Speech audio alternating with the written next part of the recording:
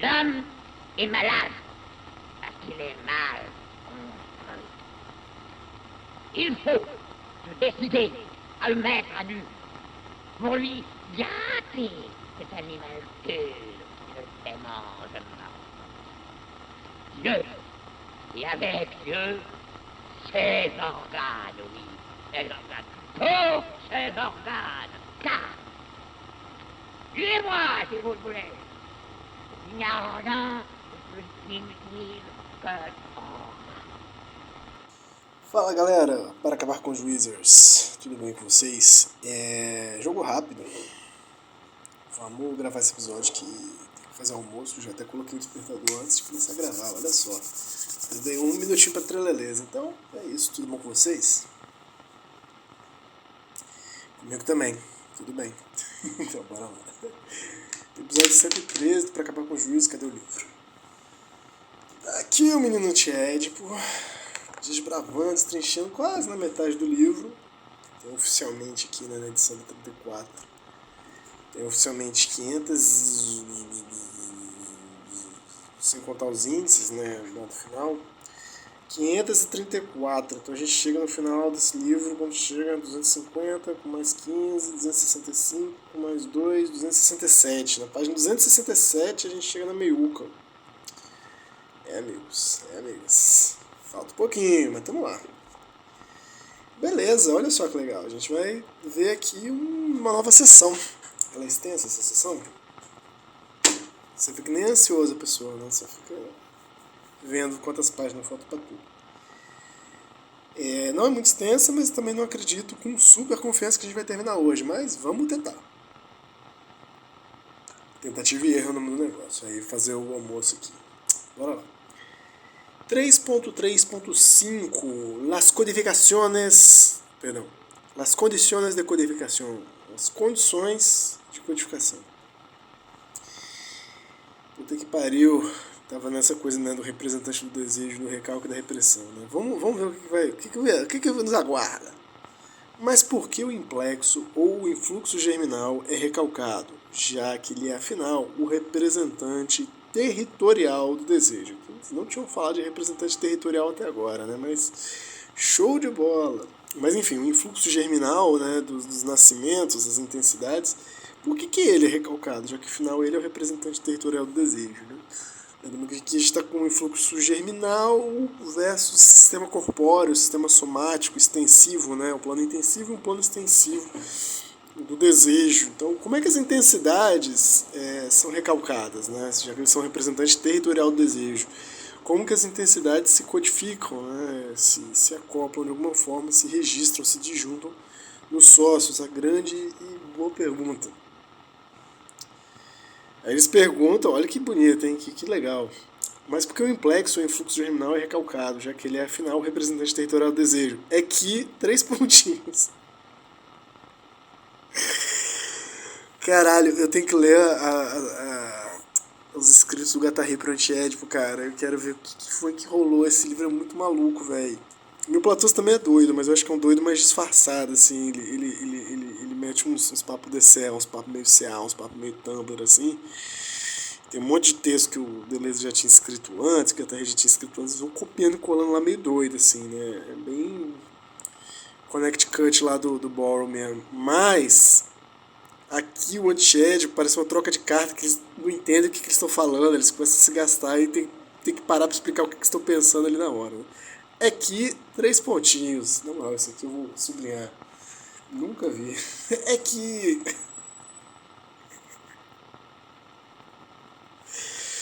aquilo a que ele remete, a título de representante, é um fluxo que não seria codificável, que não se deixa codificar, que é precisamente o terror do sócio primitivo. Então, o influxo germinal, o implexo, é aquilo que ele remete a título de representante, né? O representante territorial do desejo é um fluxo que não seria codificável, que não se deixaria codificar, que é precisamente o terror do sócio primitivo. Então, o que se recalca não são as intensidades, mas a representação dessas intensidades puras, né? Então, acho que essa é a história aqui. O fluxo que não seria codificável, que não se deixaria codificar, que é precisamente o terror dos sócios primitivos. Esse ponto é muito importante, né? esse máximo de desterritorialização ele é completamente temido pelos sócios primitivos, pela máquina territorial da Terra. Desculpa, pela máquina social da Terra. O que é muito interessante, né? Que eles vão dar a maior volta para não dizer que eles estão falando do real, né? Ou para diferenciar do real do Lacan, que também não passa pela simbolização. Mas vamos ver qual que é a diferença aqui, né? Porque tem diferença, eu concordo que tem diferença, mas vamos lá. Cadeia alguma poderia desligar-se dele e nada ser extraído dele. E eu não lembro o que tinha cadeia, desligamento e extração, né? Que eles tinham falado lá atrás, agora eu esqueci completamente o que era desligamento e extração, mas tá aí, né? Nada dele, mas eles já falaram dessas operações de desligamento e de extração da síntese do inconsciente. Eu esqueci completamente. Eu acho que está na síntese disjuntiva, mas posso estar enganado. Cadeia alguma poderia desligar-se dele e nada ser extraído dele. Nada nele passaria da filiação à descendência. Mas a descendência seria perpetuamente assentada sobre a filiação no ato de reengendrar a si mesma. A cadeia significante não formaria código algum. Só emitiria signos ambíguos e seria perpetuamente corroída por seu suporte energético. O que escorreria sobre o corpo plano da Terra seria tão desligado, aqui vai, né? Seria tão desligado quanto os fluxos não codificados que deslizam sobre o deserto de um corpo sem órgãos. Se os sócios não dessem conta, né, desse fluxo influxo, desse implexo ou desse influxo germinal, o que escorreria sobre o corpo plano da Terra seria tão desligado quanto os fluxos não codificados que deslizam sobre o deserto de um corpo sem órgãos, ou seja, a matéria amorfa, o conjunto de partígonos desorganizados. Depois eles vão trabalhar lá no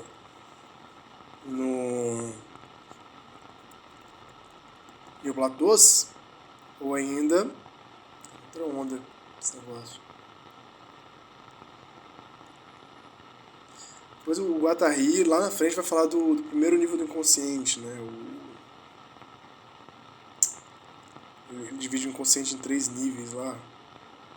Eu lembro que o terceiro é o subjetivo pragmático, o segundo é o discursivo e semiótico, e o primeiro eu esqueci, assim, que é mais cabuloso, assim, mais inseparável, uma parada assim, da inseparabilidade. É que a questão é menos a da abundância ou da raridade, da fonte ou do esgotamento. Mesmo esgotar é um fluxo. Então, que importante, é só. É que a questão é menos da abundância ou da raridade, da fonte ou do esgotamento. Mesmo esgotar é um fluxo de escassez, né? Do que a do codificável e do não codificável. Essa é a grande questão deles, né? Não é da falta ou do excesso, mas sim se é codificável ou não codificável. O fluxo germinal é tal que dá no mesmo dizer que tudo passaria ou escorreria por ele, ou ao contrário, que tudo seria bloqueado. Isso aqui tem uma vibe Evangelion, né? Quando os bichos fazem lá o terceiro impacto lá, né? A dissolução e a dissolução dos corpos em diferenciação das almas, né? Por isso que o Evangelion do... Caraca, as palavras estão fugindo hoje. Evangelion é um anime, né? Um filme do Hideko Ono, é isso o nome do cara? Hideko Ono. Evangelion. Uma das obras mais complexas e malucas de todas aí, de 95, né? Começou o anime. É um anime, né? É do Hideaki Anno. Esse é o nome do cara.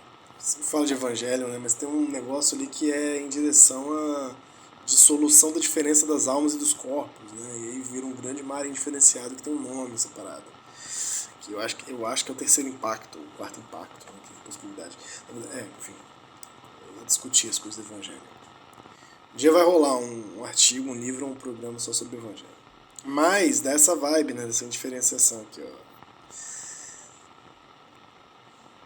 O fluxo germinal é tal, ou seja, esse plano intensivo, né, é tal que dá no mesmo dizer que tudo passaria ou escorreria com ele, ou ao contrário, que tudo seria bloqueado, porque nada se configura, né, nada ganha consistência de alguma maneira. Né? Então, mais ou menos é um tudo e um nada ao mesmo tempo. Assim. Para que fluxos, aí eles vão botar limite aqui, ó, Para que fluxos sejam quantificáveis, é preciso que sua energia se deixe quantificar e qualificar. Caralho! Isso aqui está muito no Cartografias Esquizoanalíticas do Guattari, lá na caixa prego. Vou até mandar para o meu amigo Fabrício, que estuda esse livro comigo. Depois, um dia eu volto aqui com o anotado que ele fala lá no Cartografia Esquizoanalítica, que é de 89, né? Cartografia Esquizoanalítica não é de 89, cara. Calma aí, não. Hoje tá difícil, galera. É porque esse aqui é o miolo do bagulho, né? O miolo da doideira.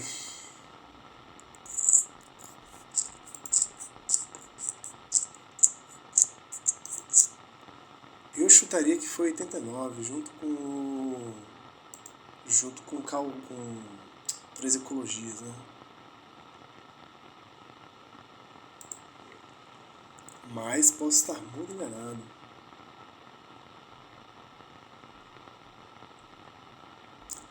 É isso aí, caraca, Cartografias Esquizoanalíticas, 1989. E as 3 ecologias também de 89.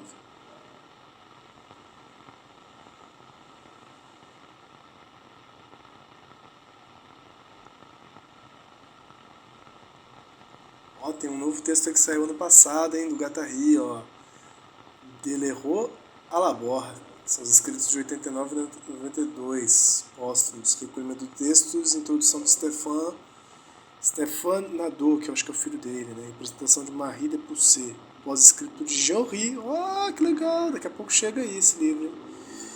E os Retournelos, né? Que são os poemas dele que saiu em 2000. Mas esse novo aqui de l'Hérault à la Borra é legal, hein? Vamos saber que tá tendo coisa de Guattari pra sair aí. Show de bola. Então, no Cartografia Esquizoanalítica, ele fala muito dessa possibilidade de quantificação e qualificação e energético, né, dos fluxos. Ele vai ter um estudo muito grande, né, o Guattari, desses 4 funtores do inconsciente, né? Então ele vai a fundo pensar os fluxos, os territórios existenciais, os universos de referência e os filomaquímicos, né? Tudo que estava aqui desde sempre com o Deleuze, mas aí ele vai solo no projetão esquizoanálise lá. Para que fluxos sejam quantificáveis, é preciso que sua energia se deixe quantificar e qualificar. É preciso que extrações de fluxo, as extrações de fluxos se façam em relação com desligamentos de cadeias. É isso. Tá aqui. Extração é com relação aos fluxos. Era isso, né? Que a extração de fluxos e a desligamento de cadeias, e isso que causa, de alguma forma, a disjunção mesmo. Né? Elementos dos fluxos estão sempre aquém e além com relação à cadeia de significados e de códigos, e a cadeia de códigos está sempre aquém e além com relação aos fluxos também. É preciso que algo passe, mas também que algo seja bloqueado. Caraca, isso aqui é muito teoriazinha do recalque mesmo, né? E que algo bloqueie ou faça passar.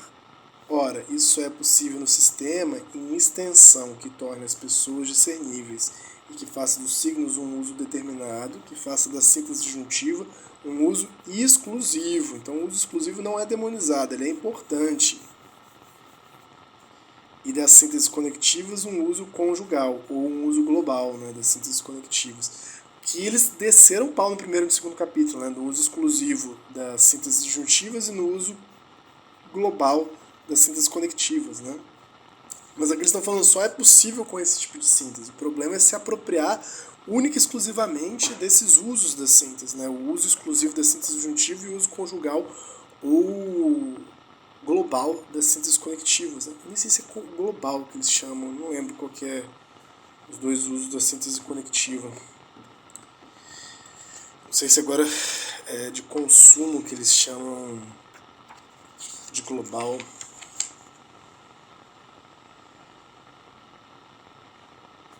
Aqui, ó. A síntese conectiva de produção, seus dois usos, global e específico. É isso mesmo. Parcial e não específico. Aqui eles estão usando também o termo conjugal como se fosse global.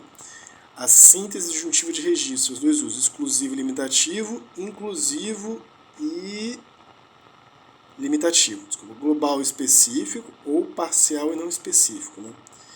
E no caso da síntese disjuntiva, exclusivo e limitativo, inclusivo e limitativo. No caso da síntese de consumo, segregativo e biunívoco, nomádico e plurívoco.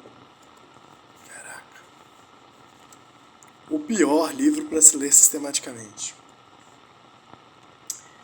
Então, seguindo o texto. É bem este o sentido da proibição do incesto, concebida como instauração de um sistema físico em extensão. Ou seja, é nesse sentido que a proibição do incesto tem a ver com a síntese, o uso exclusivo ou limitativo da síntese disjuntiva e o uso conjugal ou parcial das sínteses conectivas. É bem este o sentido da proibição do incesto, concebida como instauração de um sistema físico em extensão. Devemos, em cada caso, buscar o que passa no fluxo de intensidade. Devemos, em cada caso, buscar o que passa no fluxo de intensidade, o que não passa, o que faz passar ou impede de passar, segundo o caráter patrilateral ou matrilateral dos casamentos, segundo o caráter matrilinear ou patrilinear das linhagens, segundo o regime geral das filiações extensas e das alianças laterais. Então, fazer uma esquizoanálise de qualquer registro familiar é necessário fazer todo esse tipo de busca da ordem de funcionamento, dos modos de funcionamento dos fluxos de intensidade, né? O que passa no fluxo de intensidade, o que não passa, o que faz passar ou impede de passar, segundo o caráter patrilateral ou matriliteral dos casamentos, segundo o caráter matrilinear ou patrilinear das linhagens, segundo o regime geral das filiações extensas e das alianças laterais. De alguma forma, isso aqui já é cartografar, né? Se isso aqui se dá na operação familiar e de entendimento etnográfico de famílias outras, né, de outras configurações familiares e coletivas, isso também se dá numa cartografia individual, numa cartografia animal, numa cartografia clínica mesmo, né, em geral, um dispositivo analítico que pode pensar que fluxos passam, o que faz deixar de passar, quais são as perguntas aqui, essas perguntas são muito boas de anotar, né? Buscar o que passa no fluxo de intensidade, o que não passa, o que faz passar ou impede de passar. Né? Qual é o motor da seleção também. Né?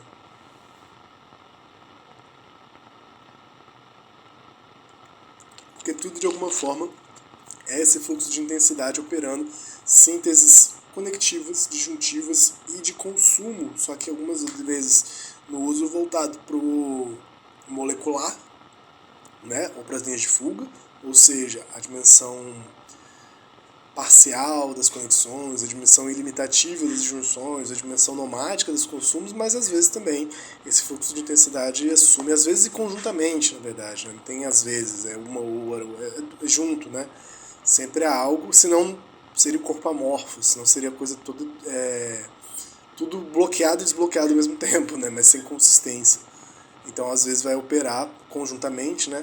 Sínteses conectivas globais ou conjugais, sínteses disjuntivas exclusivas e sínteses de consumo sedentárias, né, biunívocas. O importante é não se ater à análise, à cartografia, apenas a esses usos que eles vão denominar inapropriados, né, das sínteses das sínteses do desejo.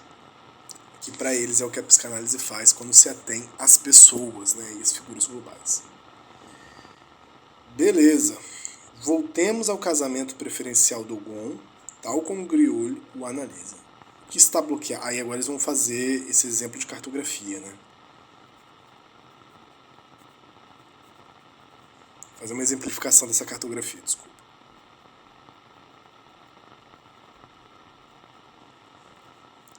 Voltemos ao casamento preferencial do Gon, tal como Griol o analisa. O que está bloqueado é a relação com a tia como substituta da mãe, sob a forma de parente para brincar. O que passa, que eram exatamente as perguntas, ó. O que passa no fluxo de intensidade? Cadê? O que passa é a relação com a filha da tia, como substituta da tia, com o primeiro incesto possível ou permitido. O que não passa? O que está bloqueado é a relação com a tia como substituta da mãe, sob a forma de parente para brincar. O que bloqueia, o que faz passar, é o tio uterino. Que é a última pergunta. O que faz passar ou impede de passar? Se você pensa num influxo germinal ou no implexo constitutivo, em nível de intensidades é tudo uma mesma continuidade, né? Todos esses membros são continuidades germinativas, um fluxo intenso biológico mesmo, né? Biológico, por assim dizer, dessa vida que segue proliferando-se, né? Por outro lado, com essas designações a partir das pessoas, há outras configurações de intensidade onde algo passa, algo não pode passar e algo opera essa seleção do que pode passar e do que não pode passar. E assim eles estão fazendo esse exemplo cartográfico a partir do estudo do griolho, da raposa parda lá, né? Da raposa, acho que é a raposa parda mesmo. E é isso, né? Complexo para descaralho, mas muito interessante. Beleza, galera. A gente parou aqui bem na meiuca, né? Hoje que dia? Hoje 22/6. E a gente segue então as condições de codificação na semana que vem, né? E a gente termina assim. Agora tá quase acabando a parte 3.3, né? Falta pouquinho, a gente entra na parte 3.4. Vamos junto aí que esse capítulo, ele é sinistro, né? Engraçado, esse capítulo, ele... Não, mentira, eu ia falar que sem ele dá pra entender o 4. E como se o 4 explicasse melhor isso de maneira prática, né? Introdução à esquizoanálise, ele juntasse bem o 1 e o 2, assim. Dá pra entender muita coisa do 1 e 2 a partir do 4, né? E dá pra entender o 4 quase que pulando o 3. Mas mentira, pra entender profundamente essa relação que eles estão propondo ali, né, no antiético, das máquinas exigentes, das máquinas sociais, e essa dimensão mesmo, esse problema que é cascudo mesmo, né, que eles estão, é o problema de não usar o registro triplo lá do Lacan, né, o registro do simbólico, do imaginário, do real, abrir mão disso para falar desse dualismo, não binarismo, né, de fluxos e códigos, né, e da descodificação e da desterritorialização, né. Eu acho que essa é a proposta do Deleuze e do Guattari, e sem o capítulo 3 não dá para entender tão profundamente isso, principalmente porque em breve tudo isso vai chegar numa analítica muito importante do como o capitalismo organiza isso, né? Como o capitalismo faz isso funcionar, axiomatiza isso tudo. Então, é um capítulo fundamental, mas muito duro, né? E curiosamente o 4, não sei, por ser mais prático, por ser uma introdução à esquizoanálise, por ser algo que envolve o que fazer com isso tudo, a mim me parece mais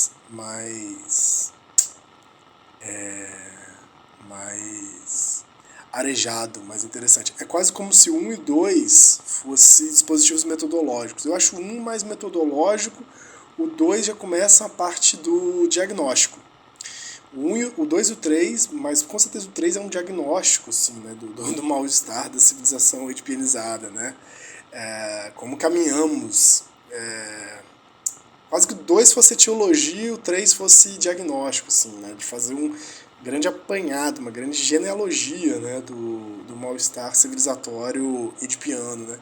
E o 4 e agora qual é a tarefa negativa e a tarefa positiva da esquizoanálise pra gente dar uma arejada nesse rolê. Bom, curiosamente eu acho o 4 o mais interessante, né? Mas agora eu tô pensando aqui, não dá pra ir pro 4.